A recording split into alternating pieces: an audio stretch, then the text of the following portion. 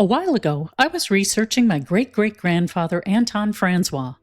One census said he was born in Alsace-Lorraine. Another said Germany. An online family tree claimed Prussia, and one claimed Bavaria. And the birth record? It was nowhere to be found. I remember staring at my computer thinking, how can one man be born in 4 different places? As it turns out, that question led me to one of my most important lessons I've learned in genealogy. Hey, if we've not met before, I'm Michelle, and I'm on a mission to grow a community of like-minded family history buffs who want to build accurate trees, preserve meaningful stories, and enjoy the journey along the way. Now, not knowing where an ancestor was born is one of the most common problems beginners face. It can feel like you're standing in front of a locked door with no key. After all, how do you find a birth record when you don't know where to look? The good news is that you usually don't solve this problem by finding a birth record first.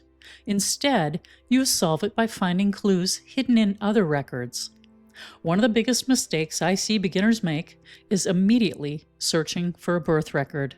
They enter a name into a website, search every state they can think of, maybe a few countries, and become quickly frustrated.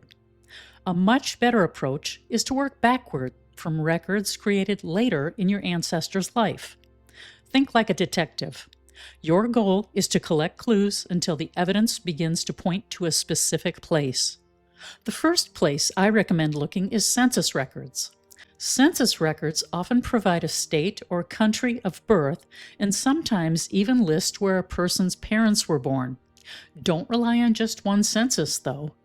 Compare several census years. Information can change from record to record, and sometimes a pattern begins to emerge when you look at multiple records together. Many census records can be searched for free on FamilySearch. Death records are another excellent source of clues. A death certificate may list a person's birthplace, even if no birth record survives. Keep in mind that information is usually provided by someone else, such as a spouse or child, so it may not be perfectly accurate. Even so, it can point you in the right direction. Many state archives provide free death indexes, and some offer digitized death certificates online. Marriage records are also worth examining. Depending on the time period and location, marriage applications often asked where the bride and groom were born. If you cannot find a marriage record, look for newspaper announcements. A wedding announcement may mention where the couple or their families originated. Speaking of newspapers, they are one of my favorite tools for solving birthplace mysteries. Obituaries frequently mention where a person was born. Anniversary articles, retirement stories, and local news items often include biographical details that never made it into official records. Before paying for a newspaper subscription, check free resources like Chronicling America from the Library of Congress. Many states also have free digital newspaper collections available online. Another strategy that many researchers overlook is researching the entire family. We often become so focused on our direct ancestor that we ignore everyone around them. Sometimes the clue you're searching for isn't in your ancestor's records at all. It might be hiding in a brother's obituary, a sister's marriage record, or a parent's death certificate. When I hit a brick wall, I often expand my research to include siblings and other close relatives. More often than not, someone in that family left behind a record that fills in the missing pieces. It's also important to follow the family's migration path. Ask yourself where the family lived and when they arrived there. People rarely moved in complete isolation. They often traveled with relatives, neighbors, church members, or other people from the same hometown. If you discover that several families living nearby all came from the same county, state, or country, your ancestor may have originated from there as well. Church records can be especially valuable when civil records are missing.